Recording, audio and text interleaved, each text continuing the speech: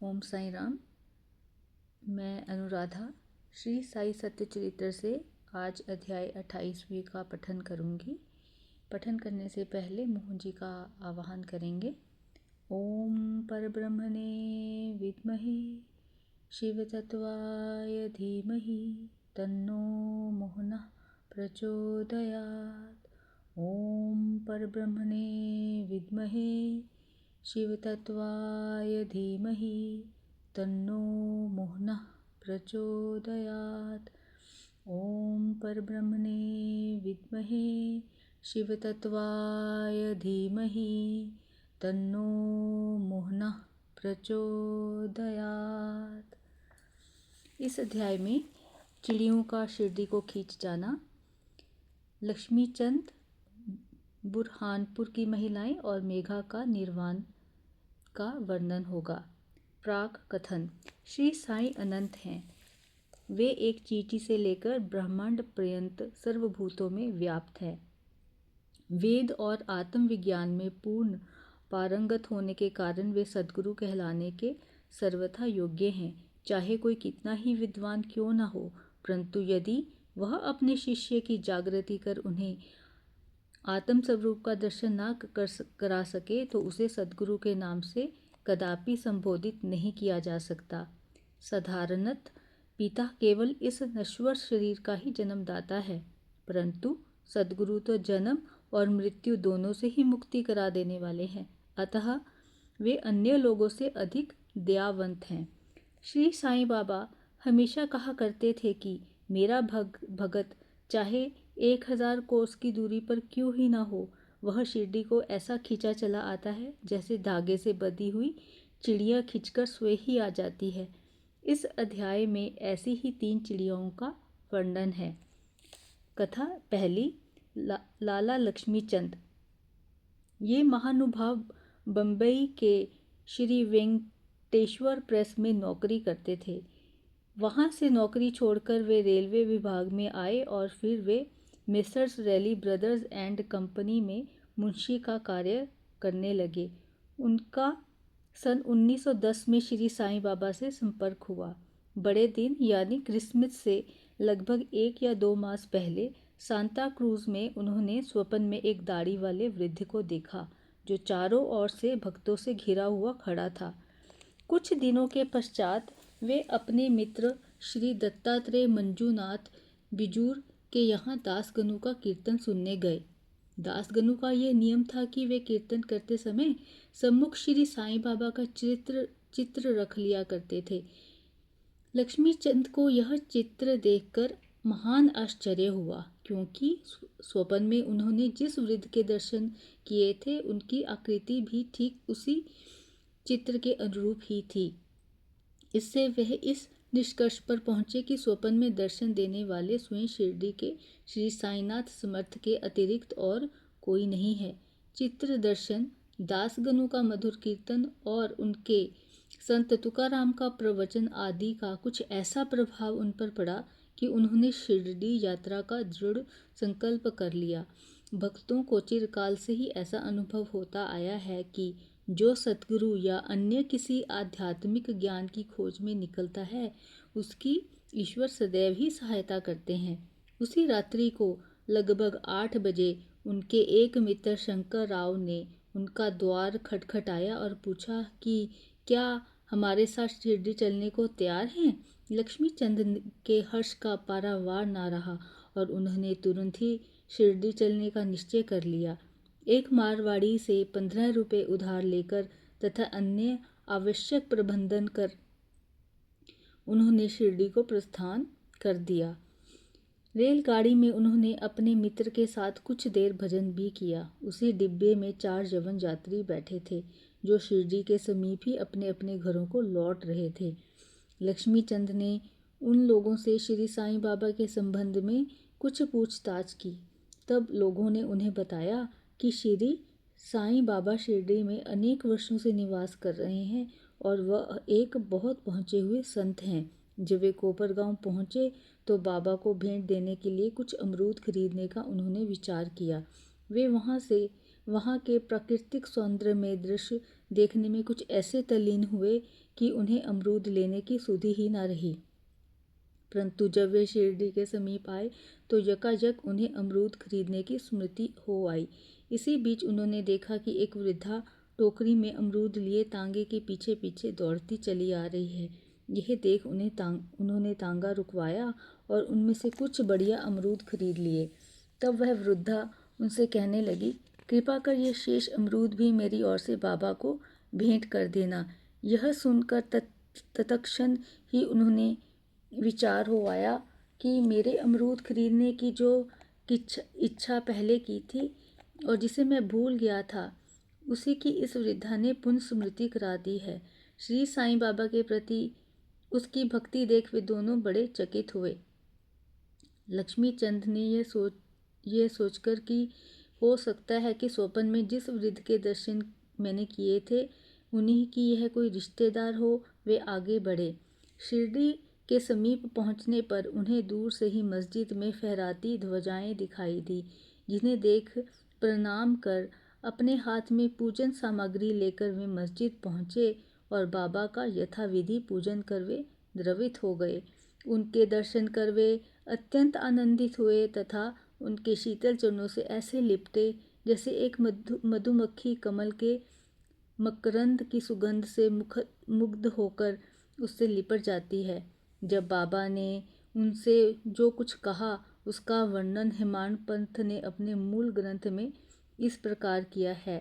साले, रास्ते में भजन करते और दूसरे आदमी से पूछते, दूसरे से क्या पूछना, सब कुछ अपनी आंखों से देखना, काहे को दूसरे आदमी से पूछना, सपना क्या झूठा है या सच्चा, कर लो अपना विचार आप, मारवाड़ी से उधार लेने की क्या ज़रूरत थी, हुई क्या मुराद पूरी। ये शब्द सुनकर उनकी सर्वव्यापकता पर लक्ष्मीचंद को बड़ा अचंभा हुआ। वे बड़े लज्जित हुए कि घर से शिरडी तक मार्ग में जो कुछ हुआ उसका उन्हें सब पता है। इसमें विशेष ध्यान देने योग्य बात यही है कि बाबा यह नहीं चाहते थे कि उनके दर्शन के लिए कर्ज लिया जाए या तीर्थ यात्रा में छुट्टी मनाई जाए। सांजा उपमा। दोपहर के समय जब लक्ष्मीचंद भोजन को बैठे तो उन्हें एक भक्त ने सांजे का प्रसाद लाकर दिया, जिसे पाकर वे बड़े प्रसन्न हुए। दूसरे दिन भी वे सांजा की आशा लगाए बैठे रहे, परंतु किसी भगत ने वह प्रसाद ना दिया जिसके लिए वे अति उत्सुक थे। तीसरे दिन दोपहर की आरती पर बापू साहेब जोग ने बाबा से पूछा कि नैवेद्य के लिए क्या बनाया है। तब बाबा ने उनसे सांजा लाने को कहा। भक्तगण 2 बड़े बर्तनों में सांजा भरकर ले आए। लक्ष्मीचंद को भूख भी अधिक लगी थी, साथ ही उनकी पीठ में दर्द भी था। बाबा ने लक्ष्मीचंद से कहा, तुमको भूख लगी है, अच्छा हुआ, कमर में दर्द भी है, लो अब सांजे की ही करो दवा। उन्हें पुण्य अचम्मा हुआ कि मेरे मन के समस्त विचारों को उन्होंने जान लिया है, वस्तुतः वे सर्वज्ञ है। कुदृष्टि। इस यात्रा में एक बार उनको चावड़ी का जुलूस देखने का भी सौभाग्य प्राप्त हो गया। उस दिन बाबा कफ से अधिक पीड़ित थे। उन्हें विचार आया कि इस कफ का कारण शायद किसी की नज़र लगी हो। दूसरे दिन प्रातःकाल जब बाबा मस्जिद को गए तो श्यामा से कहने लगे कि कल जो मुझे कफ से पीड़ा हो रही थी उसका मुख्य कारण किसी की कुदृष्टि ही है। मुझे तो ऐसा प्रतीत होता है कि किसी की नज़र लग गई है, इसीलिए यह पीड़ा मुझे हुई है। लक्ष्मीचंद के मन में जो विचार उठ रहे थे वही बाबा ने भी कह दिए। बाबा की सर्वज्ञता के अनेक प्रमाण तथा भक्तों के प्रति उनका स्नेह देखकर लक्ष्मीचंद बाबा के चरणों पर गिर पड़े और कहने लगे कि आपके प्रिय दर्शन से मेरे चित्त को बड़ी प्रसन्नता हुई है। मेरा मन आपके चरण कमल और भजनों में ही लगा रहे। आपके भव भय नाशक चरणों का स्मरण करते हुए मेरा जीवन आनंद से व्यतीत हो जाए, ऐसी मेरी आपसे विनम्र प्रार्थना है। बाबा से आशीर्वाद तथा उदी लेकर वे मित्र के साथ प्रसन्न और संतुष्ट होकर मार्ग में उनकी कीर्ति का गुणगान करते हुए घर वापस लौट आए और सदैव उनके अन्य भगत बने रहे। शिरडी जाने वालों के हाथ वे उनको हार, कपूर और दक्षिणा भेजा करते थे। बुरहानपुर की महिला। दूसरी कथा। अब हम दूसरी चिड़िया यानी दूसरे भगत का वर्णन करेंगे। एक दिन बुरहानपुर में एक महिला ने स्वप्न में देखा कि श्री साईं बाबा उसके द्वार पर खड़े भोजन के लिए खिचड़ी मांग रहे हैं। उसने उठकर देखा तो द्वार पर कोई भी ना था। फिर भी वह प्रसन्न हुई और उसने यह स्वप्न अपने पति तथा अन्य लोगों को भी सुनाया। उसका पति डाक विभाग में नौकरी करता था। वे दोनों ही बड़े धार्मिक थे। जब उनका स्थानांतर अकोला को हुआ तो दोनों ने शिरडी जाने का भी निश्चय किया और एक शुभ दिन उन्होंने शिरडी को प्रस्थान कर दिया। मार्ग में गोमती तीर्थ होकर वे शिरडी पहुँचे और वहाँ 2 माह तक ठहरे। प्रतिदिन वे मस्जिद जाते और बाबा का पूजन कर आनंद से अपना समय व्यतीत करते थे।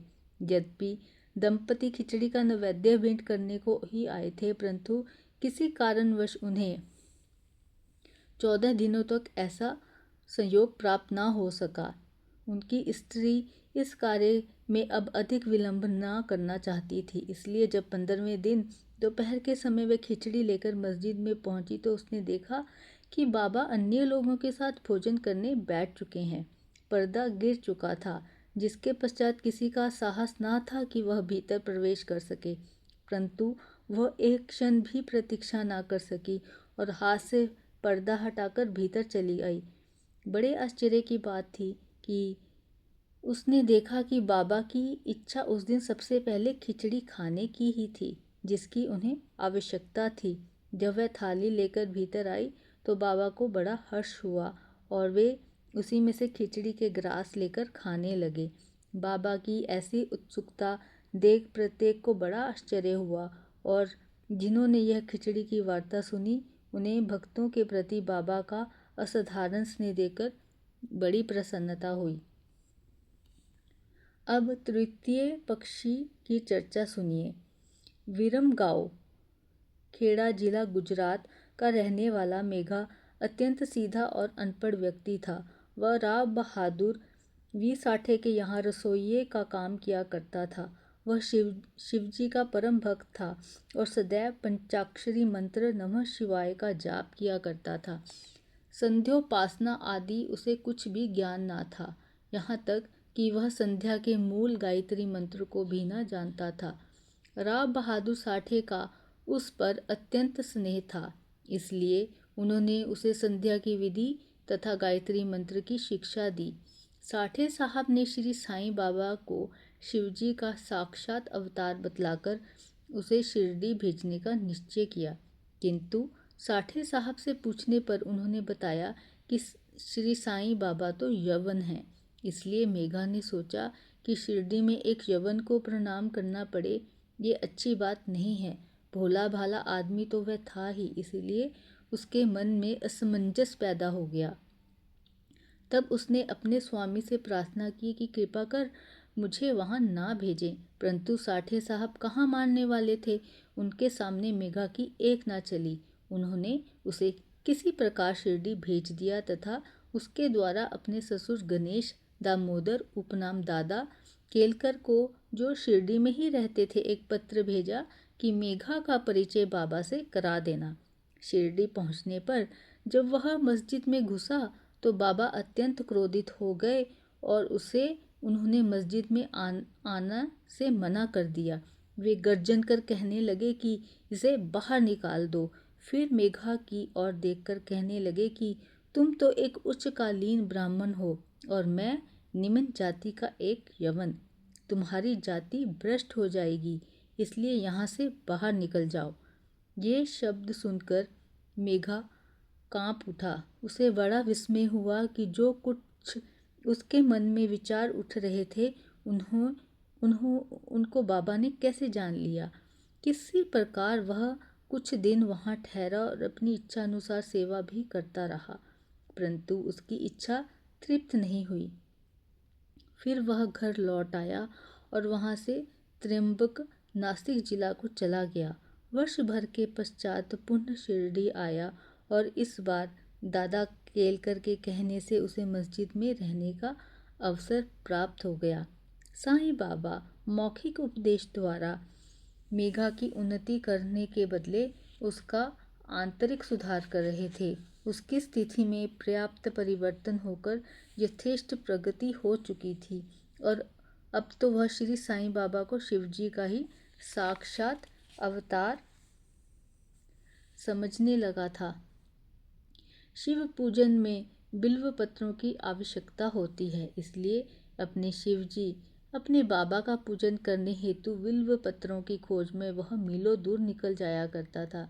प्रतिदिन उसने ऐसा नियम बना लिया था कि गांव में जितने भी देवालय थे, प्रथम वहां जाकर वह उनका पूजन करता और इसके पश्चात ही चरणामृत पान करता था। एक बार ऐसा हुआ कि खंडोबा के मंदिर का द्वार बंद था। इस कारण वह बिना पूजन किए ही वहां से लौट आया और जब वह मस्जिद में आया तो बाबा ने उसकी सेवा स्वीकार ना की तथा उसे पुण्य वहां जाकर पूजन कर आने को कहा और उसे बतलाया कि जब मंदिर के द्वार खुल गए हैं। मेघा ने जाकर देखा कि सचमुच मंदिर के द्वार खुले थे। अब उसने लौटकर यथाविधि पूजा की। तब कहीं बाबा ने उसे अपना पूजन करने की अनुमति दी। गंगा स्नान। एक बार मकर संक्रांति के अवसर पर मेघा ने विचार किया कि बाबा को चंदन का लेप करूं तथा गंगा जल से उन्हें स्नान कराऊं। बाबा ने पहले तो इसके लिए अपनी स्वीकृति ना दी, परंतु उसी की लगातार प्रार्थना के उपरांत उन्होंने किस प्रकार स्वीकार कर लिया। गोदावरी नदी का पवित्र जल लाने के लिए मेघा को 8 कोस का चक्कर लगाना पड़ा। वह जल लेकर लौट आया और दोपहर तक पूर्ण व्यवस्था कर ली। तब उसने बाबा को तैयार होने की सूचना दी। बाबा ने पुनः मेघा से अनुरोध किया कि मुझे इस झंझट से दूर ही रहने दो। मैं तो एक फकीर हूँ, मुझे गंगा जल से क्या प्रयोजन। परंतु मेघा कुछ सुनता ही न था।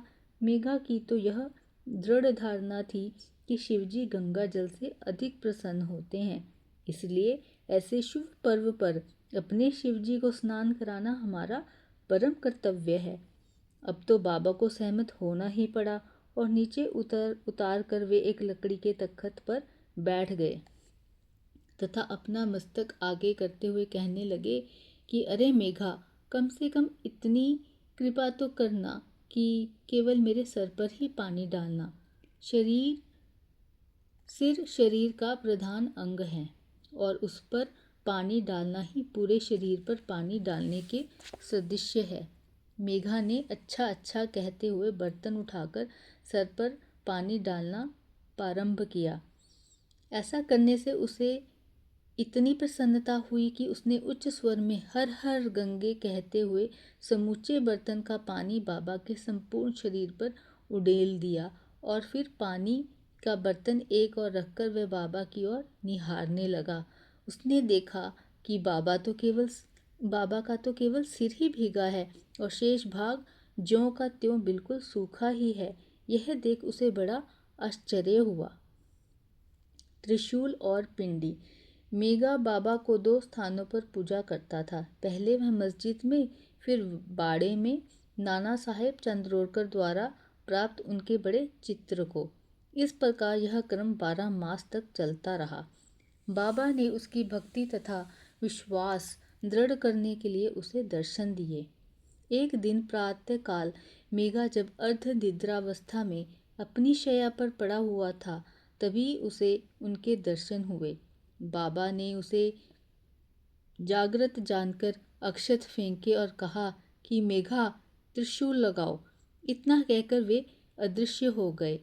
उनके शब्द सुनकर उसने उत्सुकता से अपनी आंखें खोली, परंतु देखा कि कोई नहीं है, केवल अक्षत ही यहाँ वहाँ बिखरे पड़े हैं। तब वह उठकर बाबा के पास गया और उन्हें अपना स्वप्न सुनाने के पश्चात उन्हें त्रिशूल लगाने की आज्ञा मांगी। बाबा ने कहा कि क्या तुमने मेरे शब्द नहीं सुने कि त्रिशूल लगाओ? यह कोई स्वप्न नहीं, वरन मेरी प्रत्यक्ष आज्ञा थी। मेरे शब्द सदैव अर्थपूर्ण होते हैं। थोते पोचे नहीं।